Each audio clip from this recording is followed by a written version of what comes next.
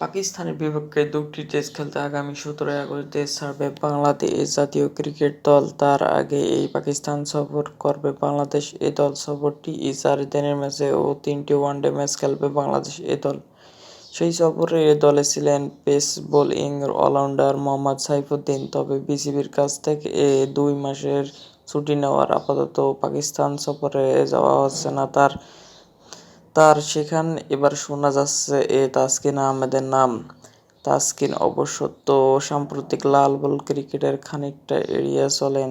অবশেষে শ্রীলঙ্কার বিপক্ষে টেস্ট না খেলার কথা জানানো তিনি সে সময়ের কারণে হিসেবে চোট থেকে নিজেকে দূরে রাখার কথা জানিয়েছেন তিনি। তবে এখন শোনা যাচ্ছে সাইফুদ্দিনের বিকল্প হিসেবে তাসকিনকে পাকিস্তান পাঠানোর পরিকল্পনা করেছেন বিসিবি। বাংলাদেশ এই দলের প্রথম ৪ দিনের ম্যাচ মাঠে গড়ানোর কথা ছিল ১০ই আগস্ট, তবে দেশের সার্বিক পরিস্থিতির কারণে সেটি সম্ভব হয়নি। পরবর্তীতে সূচি অনুযায়ী এখন ১০ই আগস্ট পাকিস্তান পৌঁছাবে দল। তারপর ১৩ই আগস্ট শুরু হবে প্রথম ও ৪ দিনের ম্যাচ। সিরিজের দ্বিতীয় ৪ দিনের ম্যাচে মাঠে গড়াবে ২০ আগস্ট। এরপর ৩টি ওয়ানডে গড়াবে ২৬, ২৮, ৩০ আগস্ট। সিরিজের সবগুলো ম্যাচ হবে ইসলামাবাদে।